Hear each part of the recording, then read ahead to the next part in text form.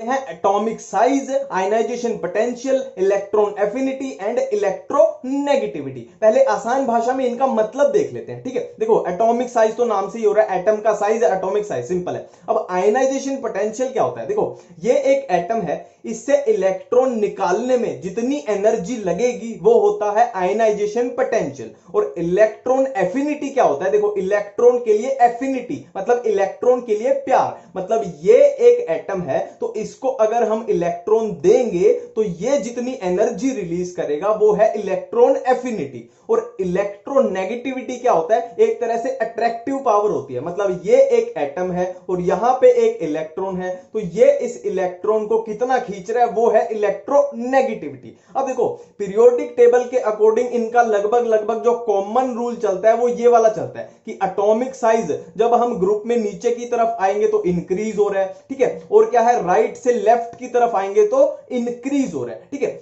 अब यहां पे देखो इन तीनों के लिए लगभग लगभग ये कॉमन सा रूल चलता है कि ग्रुप में ऊपर की तरफ जाएंगे तो इंक्रीज होगा और लेफ्ट से राइट की तरफ जाएंगे तो भी इंक्रीज होगा। पर मेन जो इनमें दिक्कत आती है, कंफ्यूजन, इनमें जो एक्सेप्शन होती है वहां पे हम फंस जाते हैं और क्वेश्चन भी वहीं से आते हैं ना, जो थोड़ा सा फंसाने वाला क्वेश्चन है। तो सबसे पहले है एक एक करके करेंगे ना, पहले एटॉमिक साइज की जो एक्सेप्शनल केस है, फिर इसका। इलेक्ट्रोनेगेटिविटी में ऐसी कोई एक्सेप्शन नहीं होती, ये इसी के हिसाब से लगभग लगभग चलता है, ठीक है। तो एटॉमिक साइज की एक्सेप्शन क्या बोलती है? देखो बहुत सुपर हिट क्वेश्चन है, बहुत बार पूछा गया है, इस पे 5 स्टार लगा लेना आप, ठीक है। देखो जर्कोनियम और हाफनियम का लगभग लगभग सेम साइज होता है, जर्कोनियम और हाफनियम का लगभग लगभग सेम साइज होता है और इसका रीजन क्या है? Lanthanoid contraction. मैं फिर से बोल रहा हूं सुपर हिट क्वेश्चन है, लेंथेनॉइड कॉन्ट्रैक्शन। अब लेंथेनॉइड कॉन्ट्रैक्शन का रीजन क्या होता है? Poor shielding effect of 4f electron. मैं फिर से रिपीट कर रहा हूं, यह क्वेश्चन बहुत बार पूछा जाता है ना। जर्कोनियम और हाफनियम का सेम साइज, उसका reason lanthanoid contraction. Lanthanoid contraction का रीजन क्या होता है? Poor shielding effect of 4f electron, ठीक है। अब एटॉमिक साइज के बाद हम एक्सेप्शन करने वाले हैं आयनाइजेशन पोटेंशियल की, ठीक है। अब देखो अगर हम देखो ये हमने एक ये पीरियड ले लिया, lithium, beryllium, boron, carbon, nitrogen, oxygen, fluorine, neon. अब हम अपने बेसिक रूल के हिसाब से चलें तो क्या होना चाहिए था? लिथियम की सबसे कम और उससे ज्यादा, उससे ज्यादा, उससे ज्यादा, उससे ज्यादा, है ना, सिंपल है। अब यहां गड़बड़ आ गई, पर असल में होना कैसा चाहिए था? ऐसा, पर ऐसा होता नहीं है, होता कैसा है? ऐसा। अब इसमें डिफरेंस क्या आया कि बेरिलियम जो है वो एक स्टेप आगे कूद गया, मतलब बोरोन से आगे आ गया, है ना, ये बेरिलियम। और यहां पे क्या हुआ? नाइट्रोजन भी एक स्टेप आगे कूद गया, मतलब ऑक्सीजन से आगे आ गया। अब इसका रीजन क्या है? देखो ये क्या है? ये क्या है? S1, ये क्या है? S2, ये P1, P2 और ये है P3। अब देखो ये है फुल्ली फिल्ड, S2 मतलब फुल्ली फिल्ड और P3 क्या है? Half filled. तो हमें पता है कि फुल्ली फिल्ड और हाफ फिल्ड ऑर्बिटल क्या होते हैं? ज्यादा स्टेबल होते हैं, तो इनसे इलेक्ट्रॉन निकालना जो है वो मुश्किल है। तो इसकी वजह से ये एक एक स्टेप अपने आगे कूद गए। यही बेसिक सा याद रखना है आपको, है ना, बहुत इंपॉर्टेंट है, ठीक है। अब देखो हम आईपी की भी एक्सेप्शन कर चुके हैं, अब करते हैं इलेक्ट्रॉन एफिनिटी की। अब देखो इलेक्ट्रॉन एफिनिटी में क्या एक्सेप्शन है? देखो जब हम पी ब्लॉक के ग्रुप की बात करते हैं, देखो मैंने यहां पे लिख के जानबूझ के काटा है, आप यहां गलती करोगे। पी ब्लॉक के पीरियड की नहीं, जब हम सिर्फ ग्रुप की बात करते हैं, देखो जब हम इस चीज की बात करेंगे तो नॉर्मली ऑर्डर क्या होना चाहिए था? Nitrogen, phosphorus, arsenic, antimony, bismuth, नीचे जाते हुए डिक्रीज होना चाहिए था, ये ऑर्डर होना चाहिए था। पर यहां पे असल में होना ऐसा चाहिए था, पर होता नहीं है। होता कैसा? ऐसा होता है। और चेंज कहां पे आया? यहां पे, मतलब नाइट्रोजन की ज्यादा होनी चाहिए थी, पर यहां हुआ क्या? फास्फोरस की ज्यादा है ना, यहां पे चेंज आया, बाकी सारा सेम है। अब इसका रीजन क्या होता है? देखो जो सबसे ऊपर वाला एलिमेंट है ना, किसी भी ग्रुप में जो सबसे ऊपर है उसका साइज है सबसे छोटा, नीचे वाले का साइज सबसे बड़ा। अब साइज सबसे इसका छोटा है तो इस पे इलेक्ट्रॉन की डेंसिटी ज्यादा है, तो आप इसको इलेक्ट्रॉन जब दोगे तो इलेक्ट्रॉन डेंसिटी ज्यादा है तो ये उसको रिपेल करेगा तो उसकी इलेक्ट्रॉन एफिनिटी मतलब इलेक्ट्रॉन के लिए प्यार कम हो जाएगा। टिपिकल एलिमेंट्स कौन से होते हैं, कैसे याद रखें? देखो T4 typical, T4 third, T4 typical, T4 third. अब आप बोलोगे कि T4 तो 2 भी हो सकता है, तो देखो भाई जब हम पीरियोडिक टेबल पढ़ते हैं तो हम कभी भी ऐसे नहीं पढ़ते कि 1 पीरियड, 2 पीरियड, 3 पीरियड। हम कैसे पढ़ते हैं? First period, second period, third period. तो 2 है वो होगा S4 सेकंड और T से सिर्फ एक ही हो सकता है, T4 थर्ड। तो टिपिकल एलिमेंट्स कौन से हो गए? Third period elements. क्लियर है? अब देखो ब्रिज एलिमेंट्स कौन से होते हैं, कैसे याद रखें। देखो कोई भी ब्रिज होता है, मान लो किसी नदी के ऊपर से एक ब्रिज है। अब ब्रिज का काम क्या होता है, ब्रिज का काम होता है दो जगह को आपस में जोड़ना, ठीक है। ब्रिज कभी भी तीन जगह को नहीं जोड़ता, ना चार जगह को जोड़ता, ना एक जगह को। ब्रिज का काम होता है दो जगह को आपस में जोड़ना। तो ब्रिज एलिमेंट्स कौन से हो गए, सेकंड पीरियड एलिमेंट। तो typical element third period, bridge element second period elements. Clear है। अब नेक्स्ट है एनामलस पेयर्स। इनको कैसे याद रखें, देखो बहुत सिंपल ट्रिक है। आमिर खान तेरी इच्छा ठंडी पेप्सी क्यों नहीं, ठीक है। आमिर खान जो है वो गरम पेप्सी पीता है, आमिर खान गरम पेप्सी पीता है, तो हम उसको पूछ रहे हैं कि आमिर खान तेरी इच्छा ठंडी पेप्सी क्यों नहीं। ये हो गया अपने एनामलस पेयर, बहुत सिंपल है।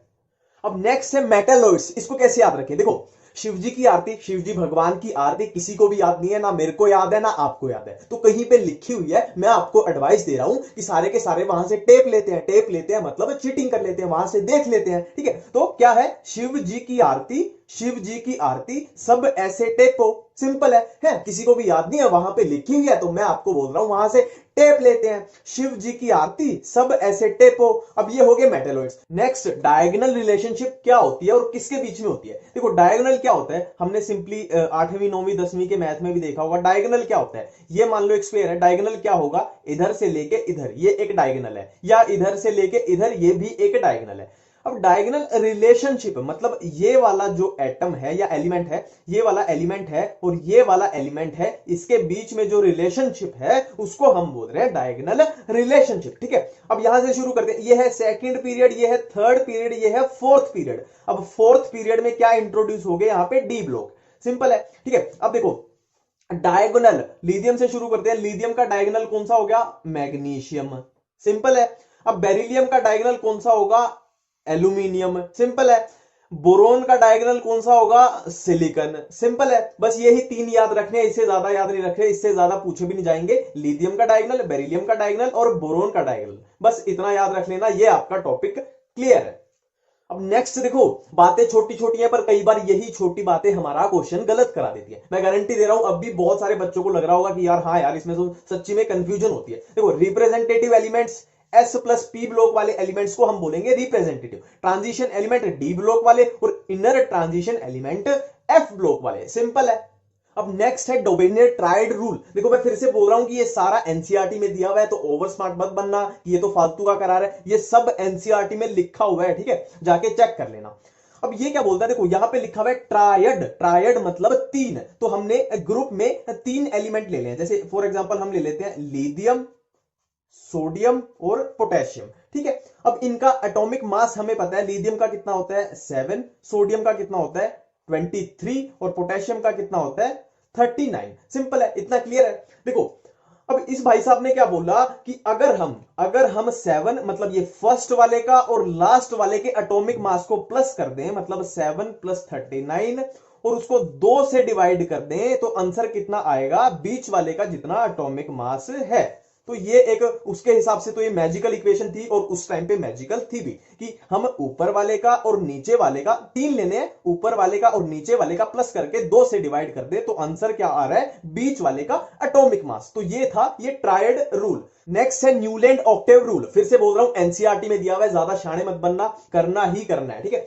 देखो ये है सेकंड पीरियड, ये है थर्ड पीरियड, ये है फोर्थ पीरियड। अब फोर्थ पीरियड में यहां पे डी ब्लॉक एलिमेंट इन्वॉल्व हो गए, यहां पे इंट्रोड्यूस हो गए डी ब्लॉक एलिमेंट। तो देखो यहां तक कहां तक, मतलब कैल्शियम तक कोई डिस्टरबेंस नहीं है, आराम से गाड़ी चल रही है। कैल्शियम के बाद क्या आए, डी ब्लॉक। तो एक सिंपल सा रूल है कि ये न्यूलैंड ऑक्टेव रूल जो है ये अप्लाई होता है जहां तक गाड़ी अपनी नॉर्मल चल रही है, मतलब कैल्शियम तक अप्लाई होगा।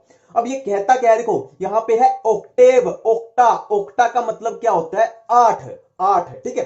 तो सिंपली ये रूल क्या बोलता है, हमें 8 से याद आ जाएगा कि मान लो लिथियम से हम स्टार्ट करें, तो लिथियम के बाद जो 8वां एलिमेंट आएगा उसकी प्रॉपर्टी लिथियम से मैच करेगी। अब यहां पे इसकी लिमिटेशन थी कि यहां पे नोबल गैस नहीं बनी थी, नोबल गैस जब ये रूल बना, नोबल गैस तब तक नहीं बनी थी। तो देखो लिथियम से स्टार्ट करते हैं, 1 2 3 4 5 6 7 8, ठीक है, तो ये है पहला, ये है आठवां, ऑक्टा मतलब 8, तो लिथियम से जो आठवां एलिमेंट आएगा उसकी प्रॉपर्टी मैच करेगी। अब सोडियम से आठवां देख लो क्या आएगा, पोटेशियम। अब जब भी तो ये ग्रुप में है, जब भी तो ये सेम ग्रुप में है कि इनकी प्रॉपर्टी मैच करती है, ठीक है। पर दिक्कत क्या है, ये सिर्फ कैल्शियम तक अप्लाई होता है, इतनी ही बात याद रखनी है, खत्म।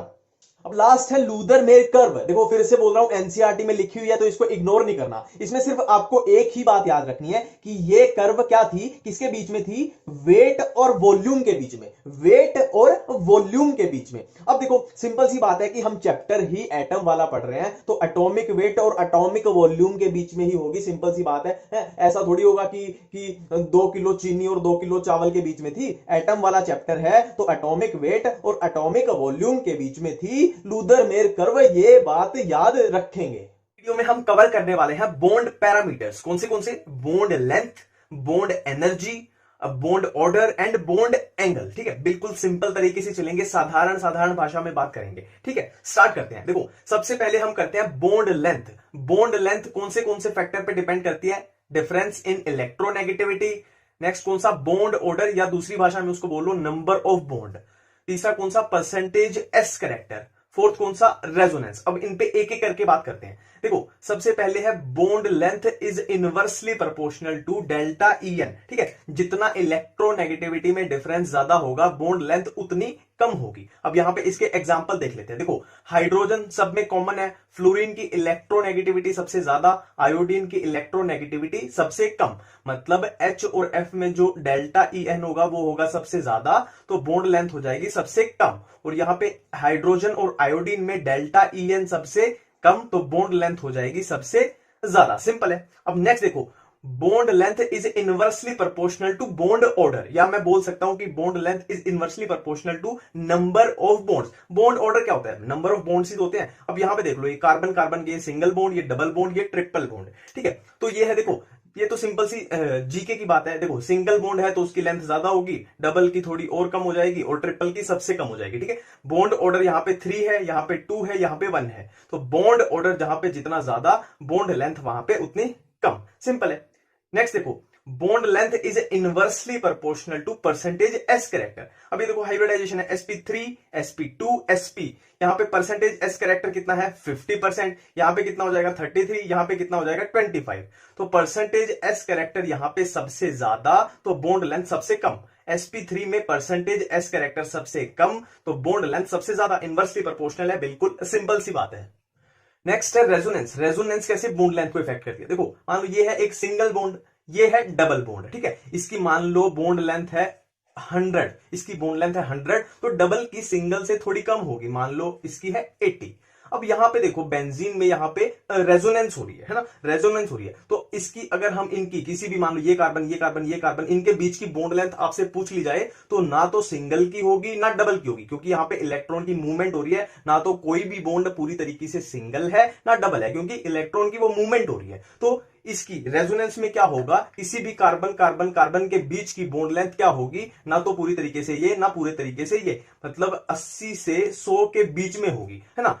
अब बात करते हैं हम बॉन्ड एनर्जी की। देखो बॉन्ड एनर्जी का बहुत सिंपल सा है, bond energy is directly proportional to bond order and inversely proportional to bond length. अब इसको सिंपल तरीके से कॉमन सेंस पे समझो। देखो बॉन्ड ऑर्डर यानी नंबर ऑफ बॉन्ड, मान लो ये है कार्बन कार्बन, ये ट्रिपल बॉन्ड है, ये डबल बॉन्ड है और ये सिंगल बॉन्ड है, तो इसमें बॉन्ड ऑर्डर सबसे ज्यादा, इसमें बॉन्ड ऑर्डर सबसे कम। तो यहां पे देखो ट्रिपल बॉन्ड है यानी बॉन्ड ऑर्डर सबसे ज्यादा है, तो ट्रिपल बॉन्ड को तोड़ने में ज्यादा एनर्जी लगेगी, तो bond order is directly proportional to ये बॉन्ड एनर्जी हो जाएगा। ठीक है, अब बॉन्ड लेंथ की बात करते हैं। सिंपल सी बात है, देखो ये है मान लो HF और ये है HI, तो जितनी ज्यादा बॉन्ड लेंथ होगी उसको तोड़ना उतना आसान है, और ये जितनी कम बॉन्ड लेंथ होगी उसको तोड़ना उतना मुश्किल है। तो जितनी ज्यादा बॉन्ड लेंथ उतनी कम बॉन्ड एनर्जी, मतलब उतनी कम एनर्जी चाहिए बॉन्ड को तोड़ने में। ये कॉमन सेंस पे हो गया अपना। नेक्स्ट है बॉन्ड एंगल। देखो बॉन्ड एंगल का आपसे कोई भी क्वेश्चन पूछ लिया जाए, आपको पूरा स्टेप वाइज चलना है। ठीक है, स्टेप वाइज चलेंगे। देखो यहाँ पे स्टेप 1 क्या कहता है, चेक दी हाइब्रिडाइजेशन। कोई भी आपसे बॉन्ड एंगल का ऑर्डर पूछ लिया गया, पहला काम हम क्या करेंगे, चेक दी हाइब्रिडाइजेशन। तो हाइब्रिडाइजेशन के बेस पे क्या होगा, percentage s character is directly proportional to bond angle. ये एक एग्जांपल देख लेते हैं। देखो ये BeCl2, BCl3, CH4, इसकी हाइब्रिडाइजेशन कितनी, sp, इसकी sp2, इसकी sp3। अब इनके बॉन्ड एंगल कंपेयर करके बताओ। देखो s कैरेक्टर यहां पे सबसे ज्यादा, फिर उससे कम, फिर उससे कम। जहां पे s कैरेक्टर सबसे ज्यादा वहां का बॉन्ड एंगल सबसे ज्यादा, s कैरेक्टर सबसे ज्यादा, बॉन्ड एंगल सबसे ज्यादा, तो ये अपने पास इजीली ऑर्डर बन जाएगा। ठीक है, अब देखो यहां पे एक प्रॉब्लम है। मान लो ये सबकी हाइब्रिडाइजेशन सेम होगी, मतलब आपसे ऐसा क्वेश्चन पूछ लिया गया जिनमें ये मान लो ऑर्डर है, इन तीनों की हाइब्रिडाइजेशन अगर सेम होती तो हम कैसे करते, तो हम चलेंगे स्टेप 2 पे। ठीक है, अपना स्टेप 1 फेल हो गया तो हम जाएंगे स्टेप 2 पे, मतलब इफ हाइब्रिडाइजेशन इज सेम। तो आपके पास दो केस बन सकते हैं कि हाइब्रिडाइजेशन सेम होने के बाद अगर मॉलिक्यूल्स में लोन पेयर अब्सेंट है, केस 1, और दूसरा केस लोन पेयर प्रेजेंट है। ठीक है, ये अपना स्टेप फ्लॉप हो गया, स्टेप 1 फ्लॉप हो गया, तो हमारे पास दो पॉसिबल केस हैं, लोन पेयर अब्सेंट और loan pair present. Lone pair absent हुए तो क्या होगा, bond angle will be same. देखो आपसे क्वेश्चन पूछ लिया गया कि BF3 और BCl3 का बॉन्ड एंगल कंपेयर करके बताओ। तो देखो BF3 की हाइब्रिडाइजेशन कितनी, sp2, ठीक है, और BCl3 की कितनी हो जाएगी, sp2। दोनों की हाइब्रिडाइजेशन सेम, बोरोन पे कोई लोन पेयर नहीं है, बोरोन पे कोई लोन पेयर नहीं है, मतलब हाइब्रिडाइजेशन सेम है, लोन पेयर अब्सेंट है, तो दोनों के बॉन्ड एंगल हो जाएंगे बिल्कुल बराबर। और केस 2 क्या कहता है कि hybridisation same, lone pair present, तो क्या होगा, bond angle inversely proportional to lone pair. देखो CH4 की हाइब्रिडाइजेशन sp3, ये अमोनिया की हाइब्रिडाइजेशन sp3, दोनों की हाइब्रिडाइजेशन बराबर, कार्बन पे कोई लोन पेयर नहीं, बट नाइट्रोजन पे यहां पे है एक लोन पेयर, तो जिस पे लोन पेयर कम उसका बॉन्ड एंगल ज्यादा, मतलब कार्बन पे लोन पेयर नहीं है तो इसका बॉन्ड एंगल हो जाएगा ज्यादा। सिंपल है। अब देखो, अब ऐसा केस आ गया कि हाइब्रिडाइजेशन भी सेम है और लोन पेयर भी दोनों पे बराबर हो गए, तो क्या करें, तो हमें जाना पड़ेगा स्टेप 3 की तरफ, मतलब same hybridisation same lone pair. तो क्या करें, तो होगा bond angle is directly proportional to size of side atom and inversely proportional to size of central atom. और सेम इसका दूसरा फॉर्मूला क्या बन जाएगा, ये दो फॉर्मूला बनते हैं इधर कि साइज ऑफ साइड एटम के डायरेक्टली और साइज ऑफ सेंट्रल एटम के इनवर्सली, और सेम ये इलेक्ट्रोनेगेटिविटी के बन जाएंगे। इसको ऑपोजिट कर दो, यहां पे सेंट्रल था, ये यहां पे ऊपर सेंट्रल आ जाएगा, यहां पे ऊपर साइड था, ये साइड नीचे आ जाएगा जब हम EN की बात करेंगे। फॉर एग्जाम्पल ये आपसे पूछ लिया जाए कि इनका बॉन्ड एंगल कंपेयर करके बताओ, दोनों की बिल्कुल सेम हाइब्रिडाइजेशन है, दोनों पे लोन पेयर भी सेम है, तो बॉन्ड एंगल किसका ज्यादा होगा, तो हम सिंपली साइज देख लेते हैं। साइज किसका, सेंट्रल एटम यहां पे नाइट्रोजन, यहां पे फॉस्फोरस। ठीक है, हम क्या देख रहे हैं, दोनों के देखो साइड एटम तो दोनों के सेम है, क्लोरीन क्लोरीन, तो उससे तो अपना आंसर निकालनी है। तो हम नाइट्रोजन और फॉस्फोरस का साइज देख लेते हैं। साइज किसका, सेंट्रल एटम, सेंट्रल एटम का साइज कम होगा तो बॉन्ड एंगल होगा ज्यादा। नाइट्रोजन यहां पे छोटा है, नाइट्रोजन का साइज कम है तो उसका बॉन्ड एंगल हो जाएगा ज्यादा। सिंपल है। अब बात करते हैं बॉन्ड ऑर्डर की। देखो बॉन्ड ऑर्डर निकालना बहुत सिंपल है, ऐसे बीच में 14 लिख लेना, ये 10 11 12 13 14 15 16 17 18, हाँ 14 को टारगेट करना है। 14 का बॉन्ड ऑर्डर कितना है, 3, और इधर 0.5 घटाते चले जाओ, और इधर भी 0.5 घटाते चले जाओ। ठीक है, अब कोई भी क्वेश्चन पूछ लिया जाए, मान ले आपसे पूछ लिया जाए कि O2 का इसका बॉन्ड ऑर्डर बताओ। अब O2 में देखो इलेक्ट्रॉन सम कितना आ रहा है, एक ऑक्सीजन का 8 और दूसरे ऑक्सीजन का 8, कितना हो जाएगा 16। तो 16 पे देख लो कितना आ रहा है, ये 2 इसका बॉन्ड ऑर्डर हो जाएगा। और ऐसे ये इलेक्ट्रॉन सम कितना भी आए, आपको मान लो 15 आ जाए, ये सम 15, तो बॉन्ड ऑर्डर कितना हो जाएगा 2.5। ठीक है, और क्वेश्चन मान लो कार्बन मोनोऑक्साइड का पूछ लिया, तो कार्बन में कितने 6 और ऑक्सीजन के ये कितना आ जाएगा 40। देखो बात सिंपल सी है, पूरी इनऑर्गेनिक केमिस्ट्री में अगर आपसे एसिडिक स्ट्रेंथ या बेसिक स्ट्रेंथ का क्वेश्चन पूछ लिया जाए तो ये दो जड़ी बूटी अप्लाई करनी है। ये क्या बोलती हैं कि acidic strength is directly proportional to electronegativity, और बेसिक स्ट्रेंथ हो जाएगी इनवर्सली प्रोपोर्शनल टू इलेक्ट्रोनेगेटिविटी। ठीक है, अब इस जड़ी बूटी, इस ट्रिक की सिर्फ एक एक्सेप्शन है। एक्सेप्शन क्या है, पीएच यानी पी ब्लॉक के हाइड्राइड्स। पी ब्लॉक के हाइड्राइड्स में ये वाली चीज अप्लाई नहीं होगी, उसमें क्या अप्लाई होगा, acidic strength is directly proportional to size and basic strength is inversely proportional to size. Clear बात है। अब इन्हीं जड़ी बूटी के बेस पे हम करेंगे क्वेश्चन। ठीक है, देखो ये क्वेश्चन है एसिडिक स्ट्रेंथ को कंपेयर करना है, तो सबसे पहले हम एक्सेप्शन को देखेंगे कि कहीं हमसे पी ब्लॉक के हाइड्राइड्स तो नहीं पूछ लिए। अब इसमें देखो कहीं भी हाइड्रोजन नहीं, है, मतलब टेंशन मत लो, अपनी जो यूनिवर्सल ट्रिक है वो वाली लगेगी, ठीक है।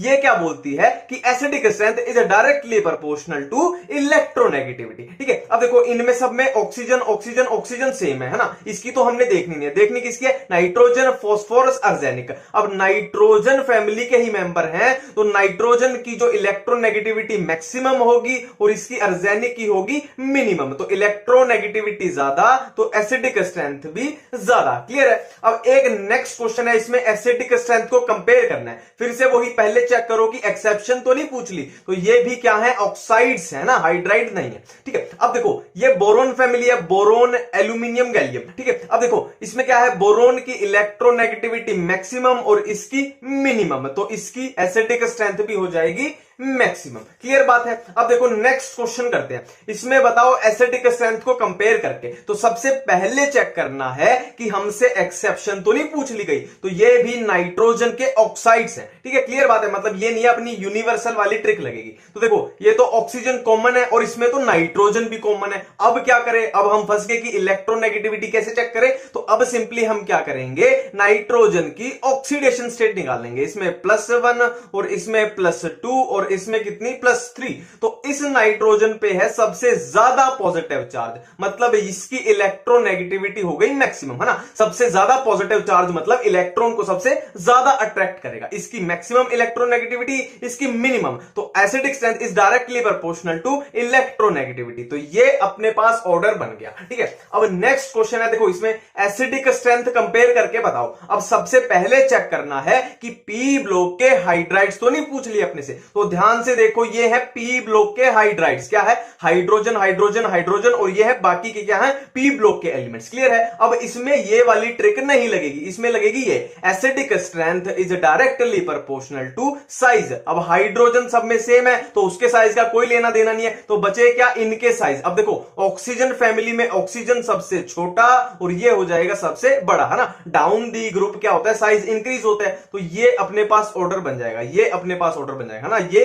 मैक्सिमम एसिडिक हो जाएगा। क्लियर बात है। अब देखो नेक्स्ट क्वेश्चन करते हैं बेसिक स्ट्रेंथ का। देखो इसमें कंपेयर करके बताओ बेसिक स्ट्रेंथ। तो सबसे पहले अपनी बेसिक चीज चेक करनी है कि हमसे कहीं एक्सेप्शन तो नहीं पूछ ली, पी ब्लॉक के हाइड्राइड तो नहीं पूछ लिए, तो ये है हाइड्रोक्साइड, और किसके हैं, एस ब्लॉक के, तो टेंशन मत लो, ठीक है। तो अपनी यूनिवर्सल वाली ट्रिक लगानी है। तो इसमें क्या है, basic strength is inversely proportional to electronegativity. अब देखो डाउन दी ग्रुप क्या होती है, इलेक्ट्रोनेगेटिविटी डिक्रीज होती है, तो लिथियम की जो En है वो मैक्सिमम है ना, लिथियम की इलेक्ट्रोनेगेटिविटी मैक्सिमम है, तो इलेक्ट्रोनेगेटिविटी मैक्सिमम, तो बेसिक स्ट्रेंथ इसकी हो जाएगी मिनिमम, और इसकी इलेक्ट्रोनेगेटिविटी मिनिमम और इसकी बेसिक स्ट्रेंथ हो जाएगी मैक्सिमम, तो ये अपने पास ऑर्डर बन जाएगा, ठीक है। क्लियर बात है। अब एक और बेसिक स्ट्रेंथ का क्वेश्चन है, देखो सबसे पहले कि पी ब्लॉक के हाइड्राइड्स तो नहीं पूछ लिए, तो ये सिंपली है ऑक्साइड और एस ब्लॉक के, कोई टेंशन वाली बात नहीं है, अपनी यूनिवर्सल ट्रिक लगेगी, ठीक है। इसमें क्या देखना है, सबसे पहले इलेक्ट्रोनेगेटिविटी देखते हैं। देखो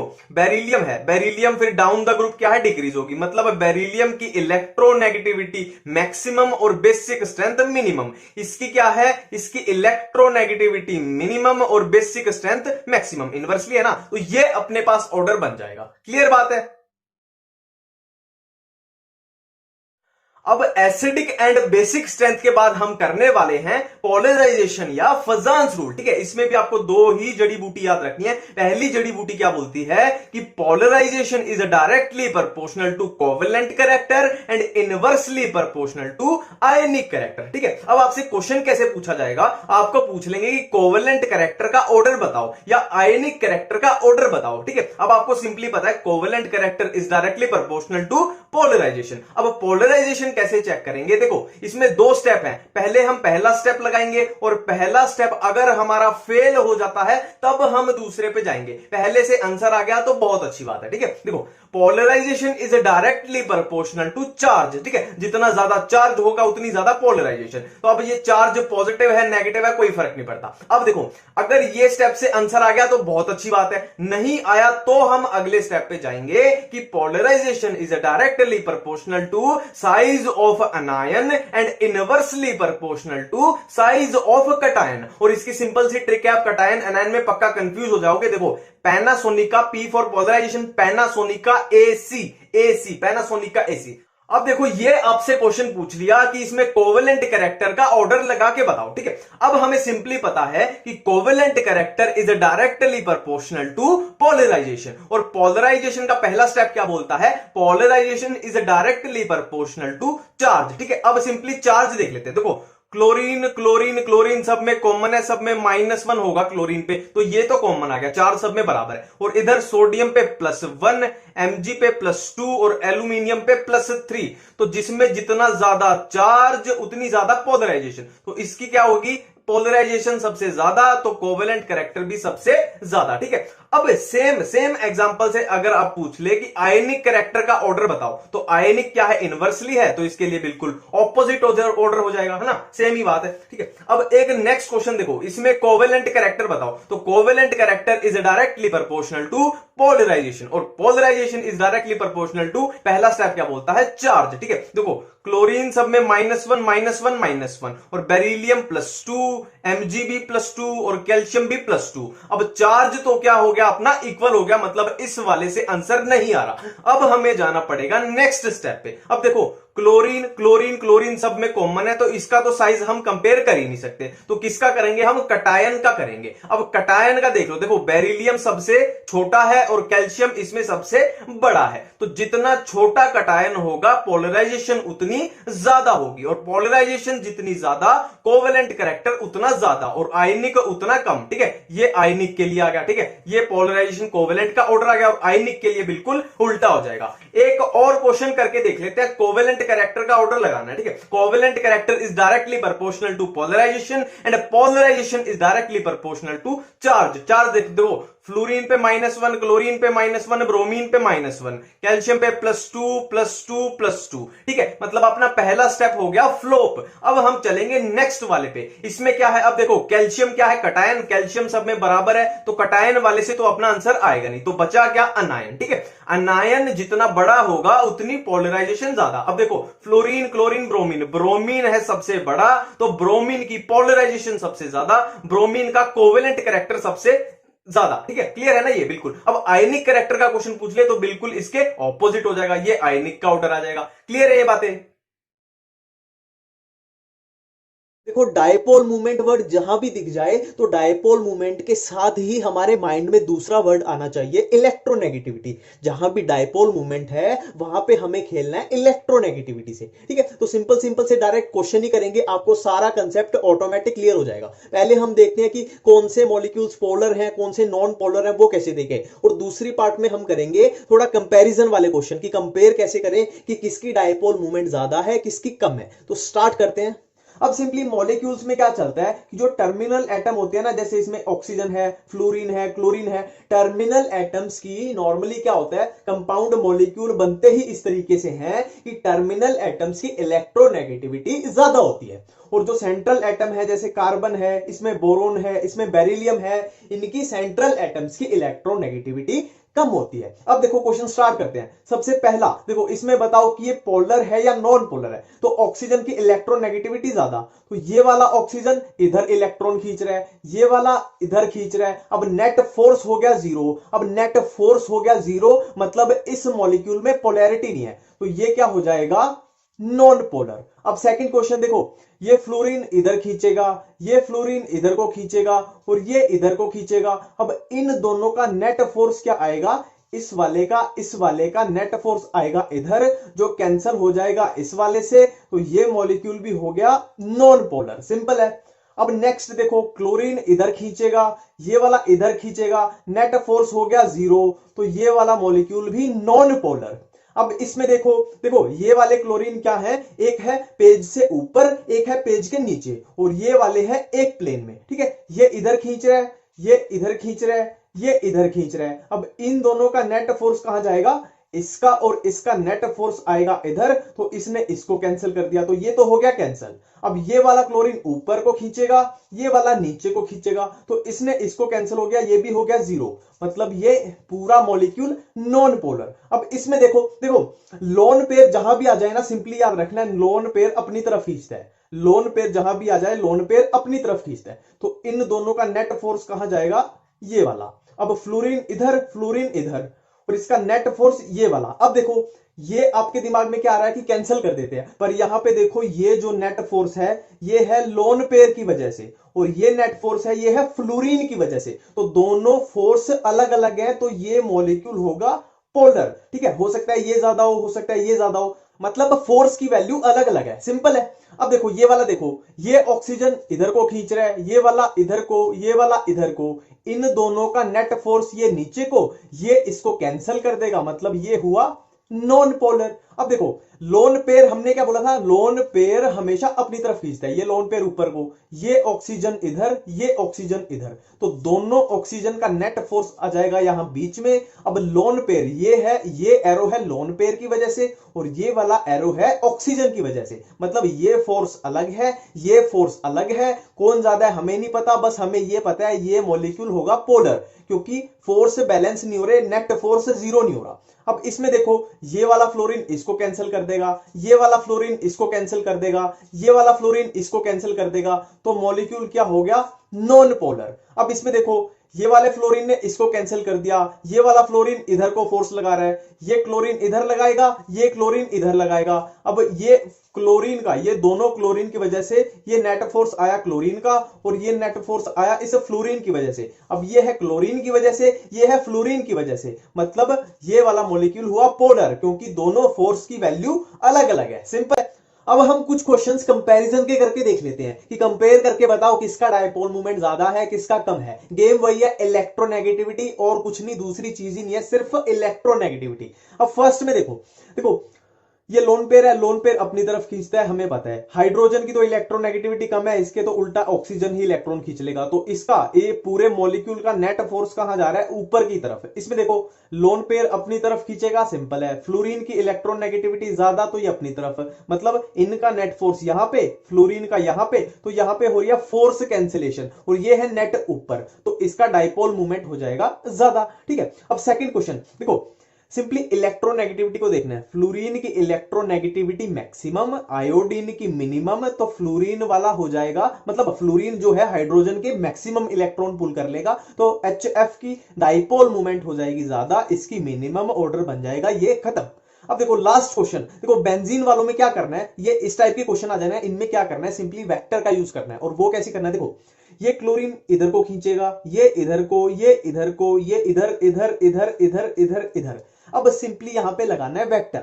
अब देखो जो ये है यहां पे कर लेते हैं, एक बेंजीन रिंग बना के बता देता हूं मैं आपको। देखो ये बेंजीन रिंग है, अब इसके और इसके बीच में कितना एंगल होता है, 60 डिग्री, और इसके बीच में कितना होगा, 60 डिग्री, और यहां पे फिर से 60 डिग्री इनके और इनके बीच में, तो टोटल हमारा बन जाएगा, कितना बन जाएगा, 360।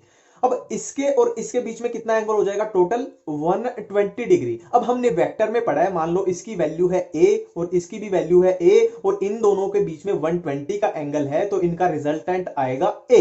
ठीक है, a और a के बीच में 120 एंगल है, तो रिजल्ट भी आएगा a। अब देखो ये क्लोरीन का नेट फोर्स ऊपर था, ठीक है, कंप्लीट है। अब देखो इसमें ये फोर्स इधर, ये फोर्स इधर, और एंगल कितना, 120, तो नेट फोर्स किधर ना आएगा, इधर को आएगा, कितना, एक क्लोरीन के बराबर। इसमें था अपना एक क्लोरीन, और इसमें भी एक क्लोरीन का फोर्स चल रहा है अभी तक।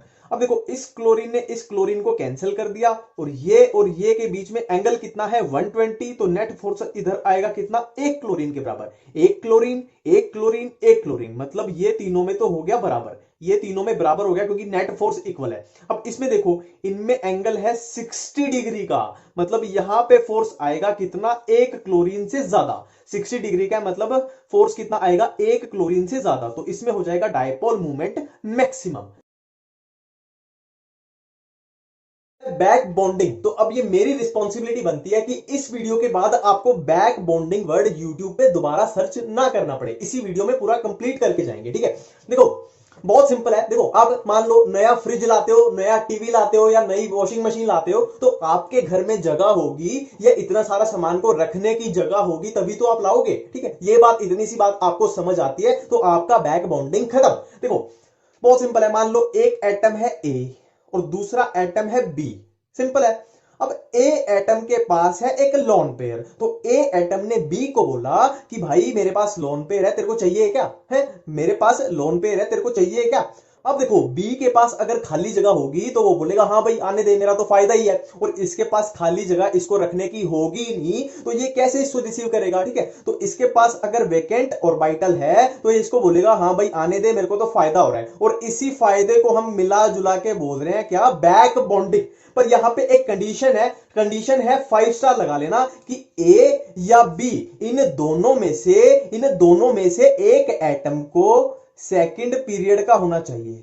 इन दोनों में से मिनिमम एक एटम को सेकंड पीरियड का होना ही चाहिए, तभी बैक बॉन्डिंग पॉसिबल है। ठीक है, अभी आपको पूछना चाहिए कि ए और बी अगर दोनों सेकंड पीरियड के हुए तो क्या होगा? तो मैं बोलूंगा अगर दोनों सेकंड पीरियड के हैं तो बहुत अच्छी बैक बॉन्डिंग होगी। ठीक है, दोनों सेकंड पीरियड के हैं तो बहुत अच्छी बैक बॉन्डिंग। एक सेकंड का है दूसरा थर्ड का है तो उससे थोड़ी कमजोर बैक बॉन्डिंग। एक सेकंड का है दूसरा फोर्थ पीरियड का है तो उससे भी कमजोर बैक बॉन्डिंग। एक सेकंड का है दूसरा फिफ्थ का है तो सबसे कमजोर बैक बॉन्डिंग। तो इस तरीके से करना है। अब देखते हैं बैक बॉन्डिंग पे हमसे क्वेश्चन क्या क्या पूछे जाते हैं, थोड़ा वो देख लेते हैं। ठीक है, अब देखो अगर हमसे क्वेश्चन पूछ लिया जाए कि इन दोनों में से बताओ कौन अच्छा बेस है, तो बेस क्या होता है? जो लोन पेयर को डोनेट करता है। तो ये जो नाइट्रोजन पे लोन पेयर प्रेजेंट है, इसको जो अच्छा डोनेट करेगा वो होगा स्ट्रॉन्ग बेस। तो सिंपली हमें देखना है कि इन दोनों में से किसी का, ये लोन पेयर है जो, ये लोन पेयर इन दोनों में से बैक बॉन्डिंग में किसका यूज हो रहा है? तो बैक बॉन्डिंग में अगर किसी का लोन पेयर यूज हो गया तो वो दूसरे को डोनेट कैसे करेगा? मतलब वो वीक बेस बन जाएगा। ठीक है, अब देखो बैक बॉन्डिंग की जो कंडीशन मैंने बताई थी सिंपल वो चेक करनी है। ठीक है, एक एटम के पास क्या होने चाहिए? Lone pair. ठीक है, एक एटम के पास लोन पेयर, तो ये रिक्वायरमेंट दोनों में पूरी हो रही है। ठीक है, अब दूसरे एटम के पास इस लोन पेयर को रिसीव करने के लिए क्या होना चाहिए? Vacant orbital. तो कार्बन के पास नहीं है। दूसरे एटम के पास क्या होना चाहिए? Vacant orbital. तो सिलिकॉन के पास प्रेजेंट है, तो सिलिकॉन के वैकेंट ऑर्बिटल इस लोन पेयर को रिसीव कर लेंगे। मतलब इस केस में हो जाएगी बैक बॉन्डिंग, और इस केस में बैक बॉन्डिंग है एब्सेंट। अब देखो यहां पे ये लोन पेयर है, ये बैक बॉन्डिंग में यूज हो गया, मतलब ये किसी और को डोनेट नहीं कर सकता, और इसमें बैक बॉन्डिंग एब्सेंट है, मतलब ये लोन पेयर सुरक्षित है, मतलब ये किसी और को डोनेट कर सकता है। तो ये किसी और को डोनेट करेगा तो ये हो जाएगा अच्छा बेस। तो बेसिक स्ट्रेंथ हो गई इसकी ज्यादा, बहुत सिंपल है। अब देखो नेक्स्ट क्वेश्चन, इसमें हमें बतानी है कि जो बी एफ की बॉन्ड लेंथ है वो किसमें ज्यादा होगी किसमें कम होगी। तो सिंपली देखो बैक बॉन्डिंग देखते हैं। बैक बॉन्डिंग का बेसिक स्टेप क्या है कि वही एक एटम के पास लोन पेयर और दूसरे एटम के पास वैकेंट ऑर्बिटल, और दोनों में से एक एटम सेकंड पीरियड का होना चाहिए। सिंपल है, इतनी सी बात देखनी है। देखो यहां पे देखो, इसमें देखते हैं पहले, बोरोन सेकंड पीरियड का है, बिल्कुल है। फ्लोरीन सेकंड पीरियड का है, बिल्कुल है। तो सेकंड पीरियड वाली रिक्वायरमेंट अपनी पूरी। अब देखो एक एटम में वैकेंट ऑर्बिटल, तो बोरोन के पास वैकेंट ऑर्बिटल है, बिल्कुल है, और फ्लोरीन के पास लोन पेयर है, बिल्कुल है। तो ये फ्लोरीन के लोन पेयर ये बोरोन के पास आ जाएंगे, तो ये सिंगल बॉन्ड था, ये डबल बॉन्ड बन जाएगा। सिंपल है। अब इसमें देखते हैं, देखो यहां पे सिंपली क्या है, जो बोरोन के पास वैकेंट ऑर्बिटल थे ये है BF4 माइनस। तो ये जो यहां पे ये चीज आई, इसने क्या किया, जो बोरोन के वैकेंट ऑर्बिटल थे उसको खत्म कर दिया। तो यहां पे ये जो फ्लोरीन के लोन पेयर हैं, ये जो इसके वैकेंट ऑर्बिटल में आने चाहिए थे वो नहीं आ पाएंगे, क्योंकि इसका वैकेंट ऑर्बिटल ऑलरेडी इसने, इस माइनस ने खत्म कर दिया। तो यहां पे बैक बॉन्डिंग नहीं होगी और इसमें होगी। तो अब हमें क्या बताना है? Bond length. देखो इसमें BF की है सिंगल बॉन्ड, और यहां पे बैक बॉन्डिंग की वजह से बन गया डबल बॉन्ड। तो डबल बॉन्ड की जो लेंथ होती है वो सिंगल बॉन्ड से हमेशा कम होती है। बहुत सिंपल है। अब देखो नेक्स्ट क्वेश्चन, इसमें हमें क्या बतानी है? बैक बॉन्डिंग की स्ट्रेंथ। तो स्ट्रेंथ बताने से पहले हम चेक तो कर लें कि बैक बॉन्डिंग हो भी रही है कि नहीं हो रही। तो बैक बॉन्डिंग के वही बेसिक स्टेप, एक एटम के पास वैकेंट ऑर्बिटल और दूसरे के पास लोन पेयर। तो वैकेंट ऑर्बिटल वाले देख लेते हैं। बोरोन है, सब में बोरोन है, तो बोरोन के पास वैकेंट ऑर्बिटल होता है, तो इसमें भी होगा, इसमें भी होगा, इसमें भी होगा। सिंपल है। अब देखना है दूसरे एटम के पास लोन पेयर। तो फ्लोरीन पे लोन पेयर होते हैं, क्लोरीन पे भी होते हैं, ब्रोमीन पे भी होते हैं, आयोडीन पे भी होते हैं। और तीसरी कंडीशन क्या थी कि दोनों एटम में से एक एटम को सेकंड पीरियड का होना पड़ेगा। ठीक है, तो इसमें बोरोन देख लो, सब में ही सेकंड पीरियड है, तो बाकी का तो हमें देखना ही नहीं। ठीक है, अब देखते हैं कि बैक बॉन्डिंग की स्ट्रेंथ। ठीक है, अब देखो ये है सेकंड पीरियड का, फ्लोरीन है सेकंड पीरियड का, बोरोन सब में सेकंड पीरियड का हो जाएगा। अब ये क्लोरीन है थर्ड पीरियड, ये है फोर्थ पीरियड, ये है फिफ्थ पीरियड। तो ये है सेकंड क्लास का बच्चा, ये भी सेकंड क्लास का बच्चा, मतलब दोनों में अच्छी बॉन्डिंग होगी, बहुत अच्छी बॉन्डिंग होगी। अब ये है सेकंड क्लास का, ये है थर्ड क्लास का, मतलब थोड़ी सी कम बॉन्डिंग होगी कि एज में डिफरेंस है, छोटे बड़े हैं। ये है फोर्थ क्लास, और ज्यादा डिफरेंस आ गया। ये है सेकंड क्लास, एज का डिफरेंस और ज्यादा बढ़ गया, मतलब बॉन्डिंग और कम होगी। अब ये है फिफ्थ क्लास, ये है सेकंड क्लास, फिफ्थ क्लास वाला बहुत बड़ा है, मतलब बहुत कम बॉन्डिंग होगी। तो बैक बॉन्डिंग की स्ट्रेंथ सेकंड वाले में सबसे ज्यादा, फिर ये ऐसे ऑर्डर बन जाएगा जो फिफ्थ पीरियड और सेकंड पीरियड वाले में सबसे कम बॉन्डिंग। तो ये सिंपल सा एक रूल बना लो कि बैक बॉन्डिंग सेम पीरियड वाले एटम में बहुत अच्छी होगी, डिफरेंट पीरियड वाले में थोड़ी खराब होगी, ठीक है। तो ये बैक बॉन्डिंग में यही 2-3 टाइप के क्वेश्चन बनते हैं, अपनी बुक में ढूंढ ढूंढ के कर लो आप, ठीक है। बेसिक रूल वही चलेगा, एक एटम के पास लोन पेयर, दूसरे के पास वैकेंट ऑर्बिटल, और दोनों एटम में से एक एटम को मिनिमम होना पड़ेगा सेकंड पीरियड का। हाइड्रोजन बॉन्डिंग के लिए अपने को सिर्फ 2 पॉइंट याद करने हैं, याद भी नहीं करने एक्चुअली, सिमिलर ही है ना, सिंपल तरीके से हो जाएंगे। देखो नाम है हाइड्रोजन बॉन्डिंग, तो एक बात तो बिल्कुल क्लियर है कि हाइड्रोजन बॉन्डिंग में हाइड्रोजन का लेना देना तो होगा, ठीक है। अब देखो ऐसा हाइड्रोजन जो फोन से जुड़ा हो, ऐसा हाइड्रोजन जो फोन से जुड़ा हो, मतलब फ्लोरीन, ऑक्सीजन या नाइट्रोजन से जुड़ा हो, ठीक है। पहला पॉइंट है ऐसा हाइड्रोजन जो फोन से जुड़ा हो, वो हाइड्रोजन बॉन्डिंग बनाएगा किसके साथ? फोन के साथ, ठीक है। बिल्कुल सिमिलर पॉइंट है, ठीक है। हाइड्रोजन बॉन्डिंग पढ़ रहे हैं तो हाइड्रोजन का लेना देना तो होगा। तो हमने 2 पॉइंट किए कि ऐसा हाइड्रोजन जो फोन से जुड़ा हो, वो हाइड्रोजन बॉन्डिंग बनाएगा किसके साथ? फोन के साथ। देखो मैंने अभी जो भी बोला आपको इजीली समझ में आ जाएगा। देखो मैं आपको 2 कंडीशन बताता हूं। देखो ये है CH4 और यहां पे है हमारे पास ये HF, ठीक है। अब आपसे पूछ लिया जाए कि इनमें हाइड्रोजन बॉन्डिंग यहां होगी कि नहीं होगी। अब देखो पहली कंडीशन हमारी क्या थी कि ऐसा हाइड्रोजन जो फोन से जुड़ा हो, मतलब फ्लोरीन, ऑक्सीजन या नाइट्रोजन से। यहां पे कार्बन है, मतलब ये पहली कंडीशन सेटिस्फाई नहीं हो रही। दूसरी कंडीशन सेटिस्फाई हो रही है कि यहां पे फोन होना चाहिए, पर ये कंडीशन सेटिस्फाई नहीं है, तो यहां पे हाइड्रोजन बॉन्डिंग नहीं होगी। अब दूसरी कंडीशन मैं आपको देता हूं, मान लो ये है HF और ये है HF, ठीक है। अब इसमें आपसे पूछ लिया जाए कि हाइड्रोजन बॉन्डिंग होगी कि नहीं होगी, तो पहला स्टेप वाइज देखना है कि ऐसा हाइड्रोजन जो फोन से जुड़ा हो, मतलब यहां पे फ्लोरीन है तो पहली कंडीशन सेटिस्फाई। तो ऐसा हाइड्रोजन जो फोन से जुड़ा हो, वो फोन के साथ, मतलब फ्लोरीन, ऑक्सीजन या नाइट्रोजन के साथ, तो यहां भी फोन अपना सेटिस्फाई हो रहा है, मतलब ये हाइड्रोजन बॉन्डिंग होगी। तो ये मेरे ख्याल से आपको समझ में आ गया। अब बात करते हैं हाइड्रोजन बॉन्डिंग के टाइप्स की। देखो हाइड्रोजन बॉन्डिंग 2 टाइप की, इंटरमोलिक्यूलर एंड इंट्रामोलिक्यूलर। तो ये तो नाम से ही पता लग रहा है, इंटरमोलिक्यूलर मतलब 2 मॉलिक्यूल्स के बीच, और इंट्रामोलिक्यूलर मतलब एक मॉलिक्यूल के अंदर। तो पहले हम देखते हैं इंटरमोलिक्यूलर। तो नाम से ही पता लग रहा है, सिंपल सा इसका एग्जांपल वही ले लेते हैं, HF HF HF। तो इसमें सिंपली क्या होगा, देखो फ्लोरीन की इलेक्ट्रोनेगेटिविटी ज्यादा, तो इस पे आ जाएगा डेल्टा नेगेटिव, इस पे डेल्टा पॉजिटिव, इस पे भी ऐसे डेल्टा पॉजिटिव, इस पे डेल्टा नेगेटिव, इस पे डेल्टा पॉजिटिव, इस पे डेल्टा नेगेटिव। तो ये पॉजिटिव और नेगेटिव के बीच थोड़ा अट्रैक्शन हो जाएगा, पॉजिटिव और नेगेटिव के बीच थोड़ा अट्रैक्शन हो जाएगा। तो ये एक मॉलिक्यूल, ये एक मॉलिक्यूल, ये एक मॉलिक्यूल, तो मॉलिक्यूल्स के बीच में जो बॉन्डिंग हो रही है उसको हम बोल देंगे इंटरमॉलिक्यूलर, 2 मॉलिक्यूल्स के बीच। अब हम बात करते हैं इंट्रामोलिक्यूलर हाइड्रोजन बॉन्डिंग। देखो नाम से ही पता लग रहा है एक मॉलिक्यूल के अंदर। ये नॉर्मली क्या होता है, ऑर्गेनिक कंपाउंड जैसे रिंग रिलेटेड होते हैं ना, इनमें पाई जाएगी। अब देखो ये कंपाउंड है, ये है OH बॉन्ड, ये है CHO। अब यहां पे क्या होगा, देखो ये ऑक्सीजन पे क्या आ जाएगा, पार्शियल नेगेटिव, कार्बन पे पार्शियल पॉजिटिव, इधर ये ऑक्सीजन पे पार्शियल नेगेटिव, ये हाइड्रोजन पे पार्शियल पॉजिटिव, तो ये पार्शियल पॉजिटिव, ये पार्शियल नेगेटिव, तो यहां पे क्या हो जाएगा, ये हो जाएगी बॉन्डिंग, जिसको हम बोल देंगे हाइड्रोजन बॉन्डिंग। हाइड्रोजन बॉन्डिंग की अपनी वो कंडीशन देख लेते हैं कि ऐसा हाइड्रोजन जो फोन से जुड़ा हो, वो फोन के साथ हाइड्रोजन बॉन्डिंग बनाएगा। तो दोनों कंडीशन अपनी सेटिस्फाई हो रही है, और ये एक मॉलिक्यूल के अंदर है, इसलिए इसको बोल देंगे इंट्रामोलिक्यूलर। इतनी बात क्लियर है। अब करते हैं सबसे जरूरी बात कि हाइड्रोजन बॉन्डिंग के रिलेटेड किसी भी क्वेश्चन को कैसे सोल्व करें। देखो मेरे को वीडियोस को ज्यादा खींचना पसंद नहीं है, इसलिए मैंने ये जड़ी बूटी तैयार की है, और ये रिजल्ट कैसे आई ये भी कोई बहुत बड़ी साइंस नहीं है, आप कॉमन सेंस से सोचोगे आपको पता लग जाएगा, ठीक है। पर ये जड़ी बूटी आप नोट डाउन कर लो, और इनकी हेल्प से हाइड्रोजन बॉन्डिंग का कोई भी क्वेश्चन आप सोल्व कर सकते हो। क्वेश्चन एक एक सोल्व करो और मेरे को कमेंट में बताओ, ठीक है। इससे ये ऐसे क्या ऐसे नोट डाउन कर लो, इससे सारे क्वेश्चन आपके सोल्व हो जाएंगे। देखो इसमें क्या है, boiling point and melting point intermolecular hydrogen bonding की वजह से इंक्रीज होगा और इंट्रा की वजह से डिक्रीज होगा। सोल्यूबिलिटी इंटर की वजह से इंक्रीज, इंट्रा की वजह से डिक्रीज। सरफेस टेंशन इंक्रीज होगी दोनों केस में, इंटर भी इंट्रा भी। विस्कोसिटी दोनों केस में इंक्रीज, इंटर भी इंट्रा भी। अब इसको याद करने की एक ट्रिक बताता हूं। देखो, इंटरमोलिकुलर हाइड्रोजन बॉन्डिंग की वजह से सब कुछ इंक्रीज हो रहा है, सब कुछ इंक्रीज हो रहा है। और इंट्रा की वजह से क्या है, melting point and solubility decrease and surface tension and viscosity increase. ठीक है, इंटर की वजह से सब कुछ इंक्रीज और इंट्रा की वजह से surface tension and viscosity increase हो रही है, बाकी boiling point and melting point and solubility decrease हो रहा है। ठीक है,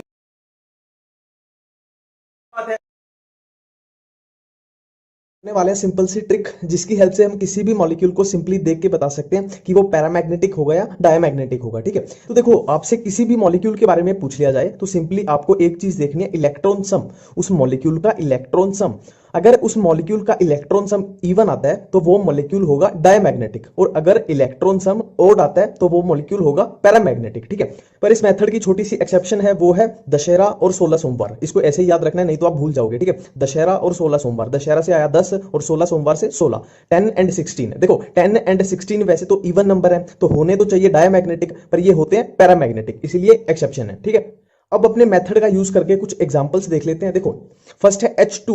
H2 में इलेक्ट्रॉन सम कितना हुआ, 2, तो 2 है इवन नंबर, तो ये हो जाएगा डायमैग्नेटिक। ठीक है, H2 प्लस में इलेक्ट्रॉन सम हुआ 1, तो 1 हो गया ऑड नंबर, तो ये हो जाएगा पैरामैग्नेटिक। N2 में इलेक्ट्रॉन सम आया 14, तो 14 है इवन नंबर, तो N2 हो जाएगा डायमैग्नेटिक। O2 है 16, तो 16 सोमवार, 16 हमारे पास क्या था, एक्सेप्शन, तो ये हो जाएगा पैरामैग्नेटिक। वैसे तो ये इवन था, होना तो चाहिए था डायमैग्नेटिक, पर 16 सोमवार और दशहरा क्या थे, एक्सेप्शन, तो ये हो जाएगा पैरामैग्नेटिक। ठीक है, O2 प्लस में इलेक्ट्रॉन सम आया 15, मतलब ऑड नंबर, तो ये हो जाएगा पैरामैग्नेटिक। ठीक है,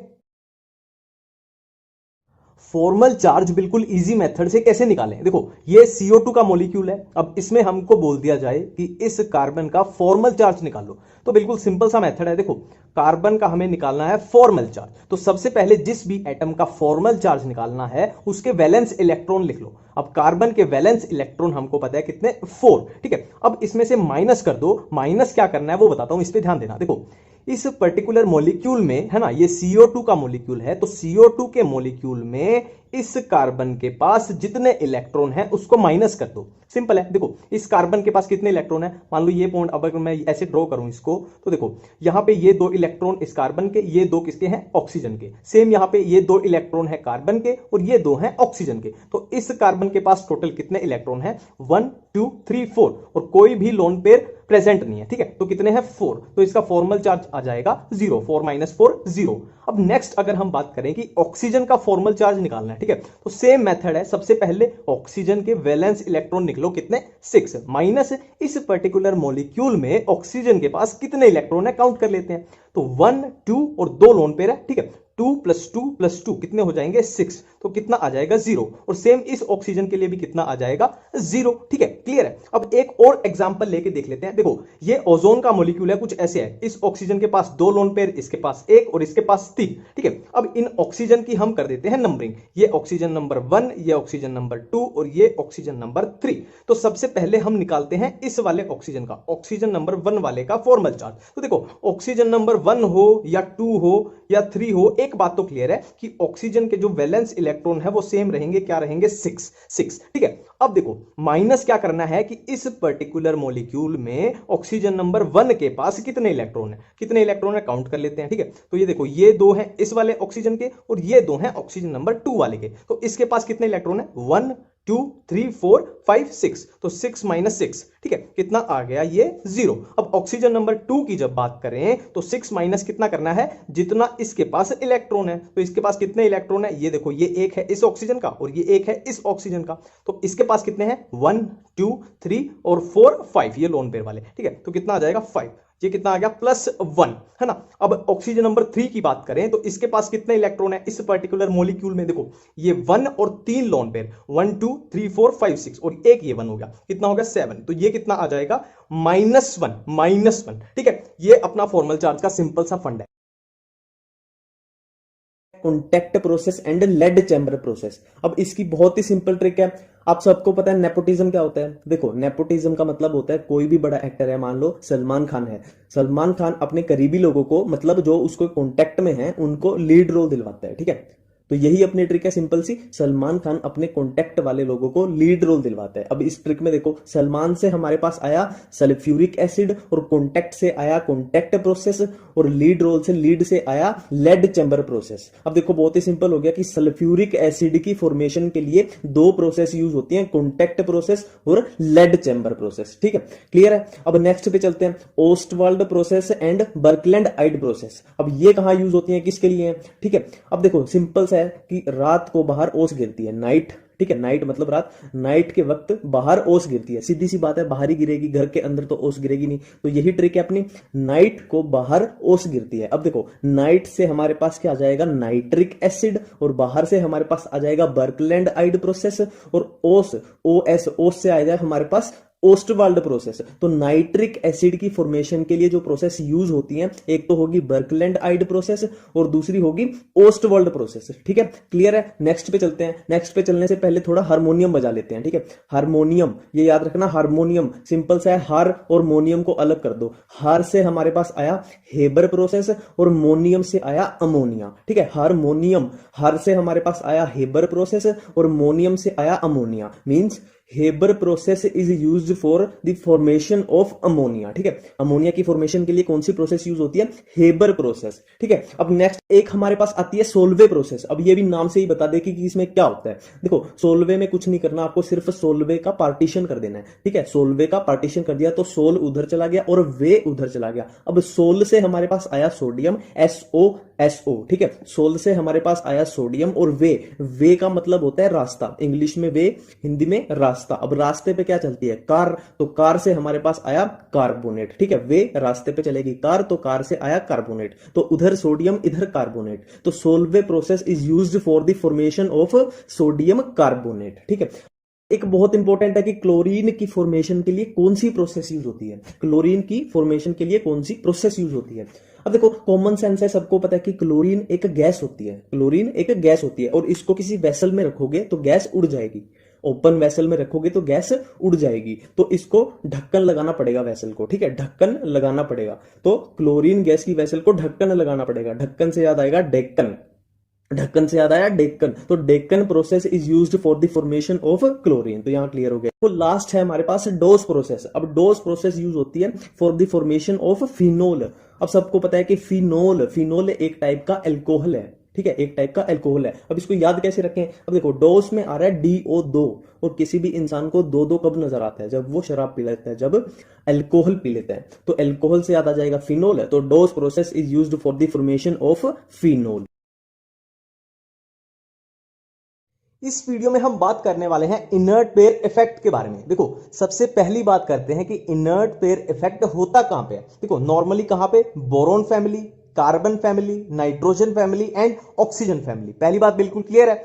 अब बात करते हैं कि इनर्ट पेयर इफेक्ट होता क्या है। देखो यहां पे देखो बोरोन फैमिली में यहां पे वैलेंस इलेक्ट्रॉन कितने हैं, 2 + 1 3, मतलब बोरोन फैमिली की मैक्सिमम ऑक्सीडेशन स्टेट +3। यहां पे वैलेंस इलेक्ट्रॉन कितने, 4, तो मैक्सिमम ऑक्सीडेशन स्टेट +4। ऐसे ही इसकी वैलेंस इलेक्ट्रॉन कितने हो जाएंगे, 5, तो मैक्सिमम ऑक्सीडेशन स्टेट +5, और इसकी कितनी हो जाएगी, +6। इतनी बात बिल्कुल क्लियर है। मतलब नॉर्मली क्या होगा, बोरोन फैमिली मैक्सिमम कितनी ऑक्सीडेशन स्टेट शो करेगी, +3, कार्बन वाली +4, नाइट्रोजन वाली +5 एंड ऑक्सीजन वाली फैमिली मैक्सिमम ऑक्सीडेशन स्टेट कितनी, +6।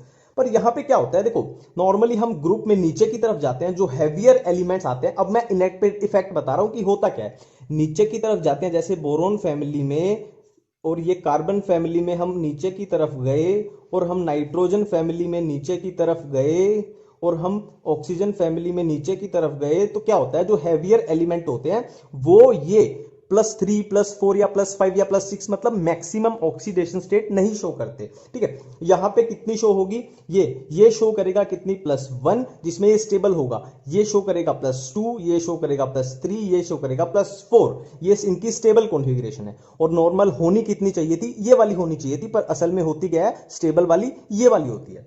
अब इसका रीजन क्या है, रीजन सिंपल सा है, देखो नाम से ही पता लग रहा है, इनर्ट। इनर्ट का मतलब क्या होता है, मतलब जो रिएक्ट नहीं करेंगे। तो सिंपल सी एक लाइन याद रखना कि inertness of S electron, inertness of S electron, inertness of S electron, inertness of S electron कि जो हैवियर एलिमेंट हैं ग्रुप में, जो नीचे वाले एलिमेंट हैं वो एस इलेक्ट्रॉन की इनर्टनेस शो करेंगे, मतलब वो सिर्फ पी वाली ऑक्सीडेशन से, है ना, ये पी वाला ही तो काम आ रहा है, ये 1 है तो ये +1 होगी, ये पी वाला 2 है तो ये +2 हो गई, पी वाला +3 है ये +3, ये 4 है ये +4, मतलब एस वाले का कोई यूज नहीं हो रहा, सिर्फ किसमें, हैवियर में। ठीक है, तो इसकी एक सिंपल सी ट्रिक बताता हूं, देखो नीचे वाले एलिमेंट नीचे वाली ऑक्सीडेशन स्टेट में हैप्पी हैं और ऊपर वाले एलिमेंट ऊपर वाली ऑक्सीडेशन स्टेट में, है ना, ऊपर वाली मतलब ज्यादा ऑक्सीडेशन स्टेट में ऊपर वाले खुश हैं और कम ऑक्सीडेशन स्टेट में नीचे वाले खुश हैं। इसको सिंपल भाषा में क्या बोल रहे हैं हम,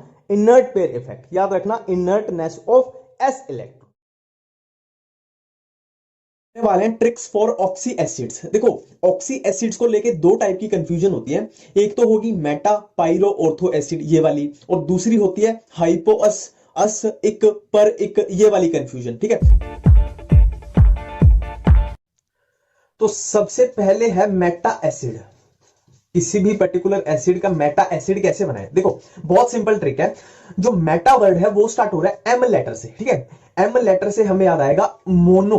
ठीक है, मोनो, मोनो का मतलब क्या होता है, 1। अब ये हमारे पास ट्रिक बन गई, एम से मोनो, मोनो का मतलब 1, तो हमारे पास 1 से ट्रिक बन गई कि अगर हम 1 मॉलिक्यूल ऑफ एसिड में से 1 मॉलिक्यूल ऑफ एसिड में से 1 मॉलिक्यूल ऑफ वाटर को रिमूव कर दें तो हमारे पास क्या बन जाएगा, हमारे पास क्या बन जाएगा, उस एसिड का मेटा एसिड।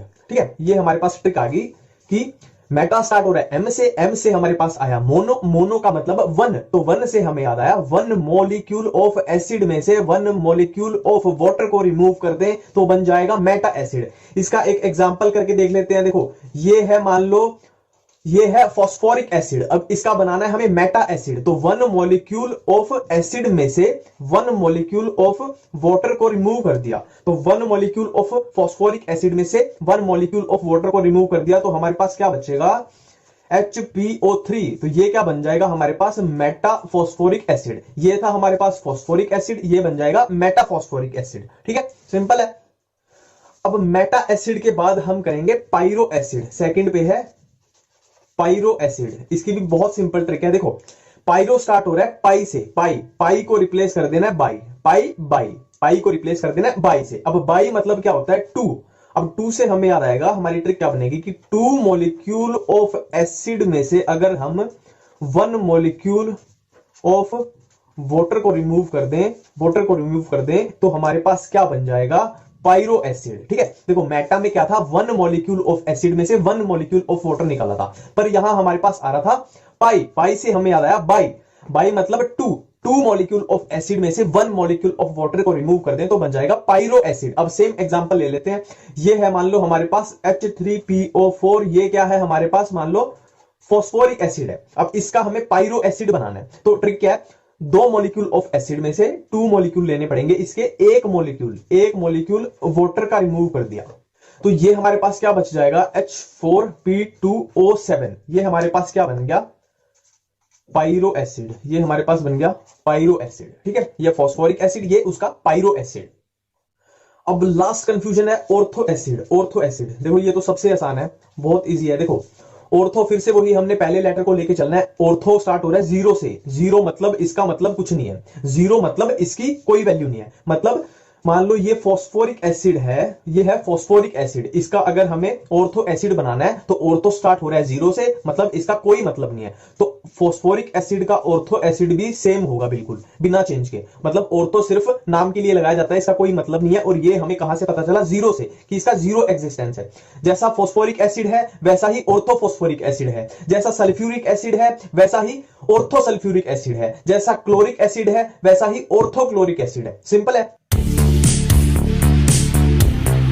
अब देखो ये हमारे पास 4 टाइप के एसिड आएंगे, हाइपोअस, अस, इक एंड पर इक। अब सिंपली एक काम करना है, इनके सिर्फ नाम को देखना है। ठीक है, क्या करना है, इनके सिर्फ नाम को देखना है। अब इनके नाम को देखो, देखो हाइपो, हाइपो का मतलब क्या होता है, कम, और पर का मतलब क्या होता है, ज्यादा, ठीक है। हाइपो का मतलब कम और पर का मतलब ज्यादा। तो हमें एक बात पता चल गई कि जब हम हाइपो से पर की तरफ आ रहे हैं तो ऑक्सीडेशन स्टेट का इंक्रीज हो रहा है। मतलब सबसे कम ऑक्सीडेशन स्टेट होगी हाइपो अस एसिड की, उससे ज्यादा होगी अस एसिड की, उससे ज्यादा होगी इक एसिड की, और सबसे ज्यादा होगी पर इक एसिड की।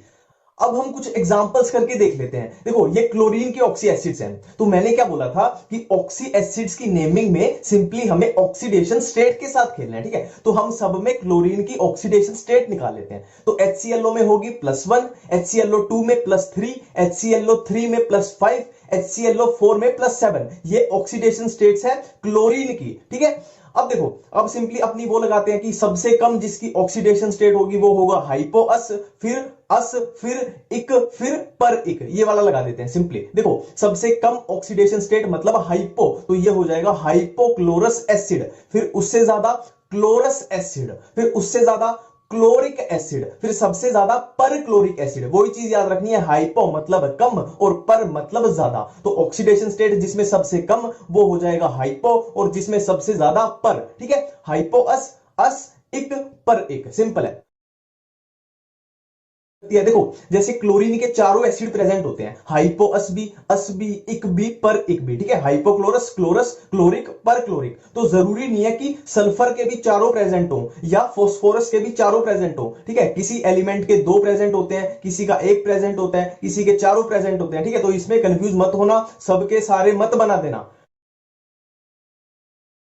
देखो जब भी सिलिकेट्स की बात करते हैं तो हमारे दिमाग में क्या आता है, हमारे दिमाग में ये वाली यूनिट आती है, सिलिकेट्स की जो सबसे बेसिक यूनिट है। अब हमें करना है दो काम। देखो जो ये ऑक्सीजन है, जो इसमें 4 है, इसको 0.5 डिक्रीज करते चलना है, और जो चार्ज है ये -4 जो चार्ज है उसको 1 का डिक्रीज करते चलना है, ठीक है। तो अब देखो नेक्स्ट फॉर्मूला क्या हो जाएगा, जो ऑक्सीजन है उसमें 0.5 का डिक्रीज करते चलना है मतलब 3.5, और इसमें चार्ज में 1 का माइनस करते चलना है मतलब ये हो जाएगा -3। अब नेक्स्ट क्या बनेगा, मैंने क्या बोला, ऑक्सीजन में 0.5 का डिक्रीज यानी हो जाएगा 3, और चार्ज में 1 का डिक्रीज। अब नेक्स्ट फॉर्मूला, ऑक्सीजन में 0.5 का डिक्रीज यानी हो जाएगा 2.5, और चार्ज में 1 का डिफरेंस ये -1। अब क्या बनेगा लास्ट, ऑक्सीजन में 0.5 का डिक्रीज और चार्ज में 1 का, मतलब यहां पे ये न्यूट्रल हो जाएगा, ठीक है।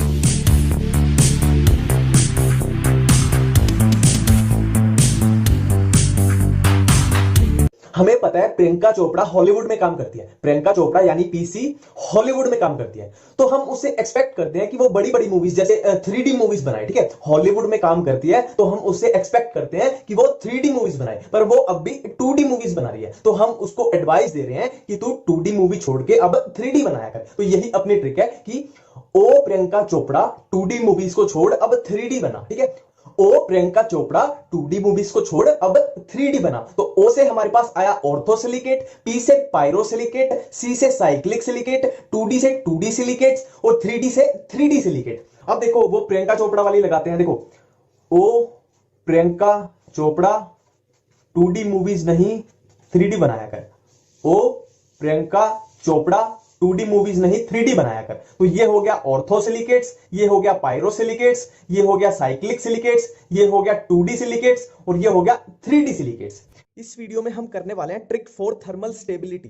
देखो थर्मल स्टेबिलिटी का जब भी आपसे क्वेश्चन पूछ लिया जाए तो दो ही पॉसिबिलिटी होगी, या तो पूछा जाएगा कोवेलेंट कंपाउंड्स में या पूछा जाएगा आयनिक कंपाउंड्स में। तो इनको 1 बाय 1 टारगेट करेंगे। तो पहले करते हैं कोवेलेंट कंपाउंड्स में। देखो कोवेलेंट कंपाउंड्स में जब भी आपसे थर्मल स्टेबिलिटी पूछ ली जाए तो एक ही फॉर्मूला लगाना है कि thermal stability is directly proportional to bond energy. मतलब सिंपल सी बात है, नॉर्मल सी बात है कि बॉन्ड जितना स्ट्रांग होगा स्टेबिलिटी भी तो उतनी ज्यादा होगी, ठीक है। बॉन्ड तोड़ने में जितनी मुश्किल होगी उतनी ज्यादा स्टेबिलिटी।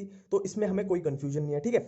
अब बात करते हैं आयनिक कंपाउंड्स के बारे में। देखो आयनिक कंपाउंड्स में क्या होता है, एक प्लस एक माइनस, मतलब एक कटायन और एक अनायन। अब इसमें भी हमारे पास दो पॉसिबिलिटी बनती है कि या तो अनायन या कटायन हो मोनो एटॉमिक, और दूसरा केस अनायन या कटायन हो पॉली एटॉमिक। तो अगर अनायन या कटायन हुआ मोनो एटॉमिक तो हम फॉर्मूला लगाएंगे thermal stability is directly proportional to lattice energy. मतलब जितना स्ट्रॉन्ग लैटिस बनेगा उतनी ज्यादा उसकी स्टेबिलिटी होगी, ठीक है। सिंपल सी बात है, जितना स्ट्रॉन्ग लैटिस होगा उस बॉन्ड को तोड़ने में उतनी ज्यादा मुश्किल होगी, मतलब उतनी ज्यादा स्टेबिलिटी।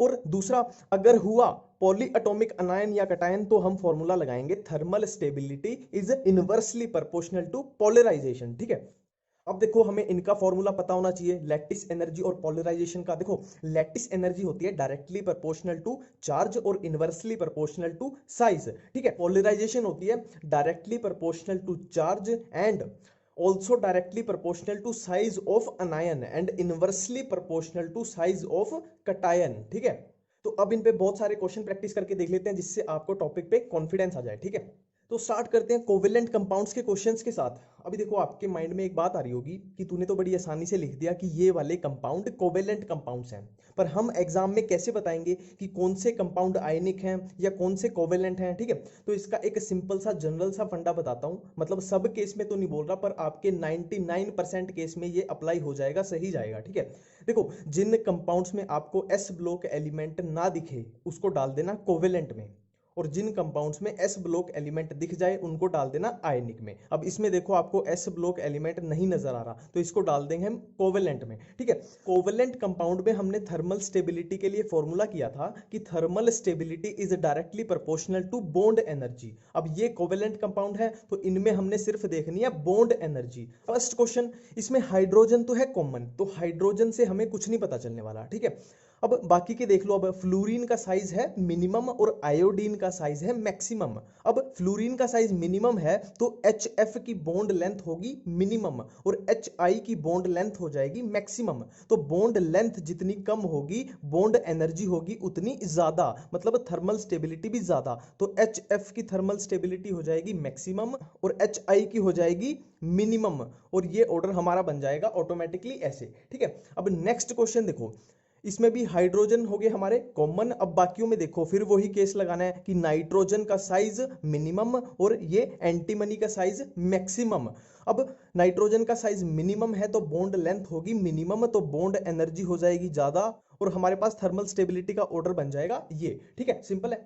अब अगला क्वेश्चन देखते हैं। देखो इसमें भी हाइड्रोजन हो जाएगा कॉमन और फिर देखना है हमने साइज। अब कार्बन का साइज मिनिमम और एसएन का साइज मैक्सिमम, तो साइज मिनिमम होगा तो इसकी बॉन्ड लेंथ भी होगी मिनिमम, बॉन्ड लेंथ मिनिमम तो बॉन्ड एनर्जी मैक्सिमम, तो फिर थर्मल स्टेबिलिटी भी हो जाएगी मैक्सिमम और हमारे पास ऑर्डर बन जाएगा इसका ये। ठीक है, अब हम करते हैं आयनिक कंपाउंड्स के क्वेश्चन। अब देखो आयनिक कंपाउंड्स में हमें सबसे पहली चीज देखनी थी कि अनायन या कटायन मोनो एटॉमिक होंगे या पॉली एटॉमिक होंगे। तो इन क्वेश्चंस में आप देखो तो ये सारे हैं मोनो एटॉमिक। तो मोनो एटॉमिक में हमने फॉर्मूला किया था कि thermal stability is directly proportional to lattice energy, मतलब सिंपली इसमें देखनी है हमने लैटिस एनर्जी। अब देखो इसमें पहला क्वेश्चन, तो इसमें हमने सिंपली देखनी है लैटिस एनर्जी, और लैटिस एनर्जी होती है directly proportional to charge and inversely proportional to size. ठीक है, अब इनमें चार्ज तो सब में बराबर है, lithium plus sodium plus potassium plus सब में चार्ज इक्वल है, तो चार्ज से हमारे पास कुछ नहीं आने वाला। तो हमारे पास बचा साइज, तो लैटिस एनर्जी होती है इनवर्सली प्रोपोर्शनल टू साइज, मतलब जितना छोटा साइज होगा उतनी लैटिस एनर्जी ज्यादा होगी, मतलब उतनी ज्यादा थर्मल स्टेबिलिटी होगी। तो इसमें लिथियम प्लस हो गया स्मॉलेस्ट, मतलब उसकी लैटिस एनर्जी होगी मैक्सिमम, तो थर्मल स्टेबिलिटी भी हो जाएगी मैक्सिमम। तो हमारे पास ऑर्डर बन जाएगा सिंपली ये वाला। ठीक है, अब नेक्स्ट में देखो, नेक्स्ट में भी सेम केस लगेगा कि लिथियम प्लस हो गया स्मॉलेस्ट और उसकी लैटिस एनर्जी होगी मैक्सिमम, तो ऑर्डर हो जाएगा हमारे पास ये थर्मल स्टेबिलिटी भी लिथियम क्लोराइड की आ गई मैक्सिमम। ठीक है, अब नेक्स्ट देखो, इसमें भी देखो सेम फॉर्मूला लगेगा कि लैटिस एनर्जी देखनी है। लैटिस एनर्जी मैक्सिमम किसकी होगी? जिसका साइज मिनिमम होगा, और साइज मिनिमम है इसमें बेरिलियम का, और इसकी थर्मल स्टेबिलिटी भी हो जाएगी मैक्सिमम। तो ऑर्डर हमारे पास आ जाएगा ये। ठीक है, अब कुछ क्वेश्चन कर लेते हैं पॉलीएटॉमिक केस के। देखो फर्स्ट क्वेश्चन में हमारे पास CO3-2 पॉलीएटॉमिक है, और सेकंड क्वेश्चन में हमारे पास NO3- पॉलीएटॉमिक है। तो पॉलीएटॉमिक में हमने किया था कि thermal stability is inversely proportional to polarisation. ठीक है, और हमें पता है कि पोलराइजेशन के इनवर्सली प्रोपोर्शनल होता है साइज ऑफ कटायन, ठीक है। पोलराइजेशन के इनवर्सली प्रोपोर्शनल होता है साइज ऑफ कटायन, तो size of cation thermal stability के हो जाएगा डायरेक्टली प्रोपोर्शनल, ठीक है। अब क्वेश्चन करते हैं, देखो फर्स्ट क्वेश्चन में हमने सिंपली देखना है थर्मल स्टेबिलिटी के डायरेक्टली प्रोपोर्शनल है साइज ऑफ कटायन, मतलब कटायन का साइज सबसे बड़ा तो उसकी थर्मल स्टेबिलिटी सबसे ज्यादा, तो हमारे पास ऑर्डर बन जाएगा ये। अब नेक्स्ट क्वेश्चन में भी सिंपली देखना है size of cation directly proportional to thermal stability, ठीक है। ये हमारे पास आया पोलराइजेशन से, तो इसमें साइज ऑफ कटायन सबसे बड़ा सीजियम का, तो ये हो जाएगी थर्मल स्टेबिलिटी का ऑर्डर ऐसे, ठीक है।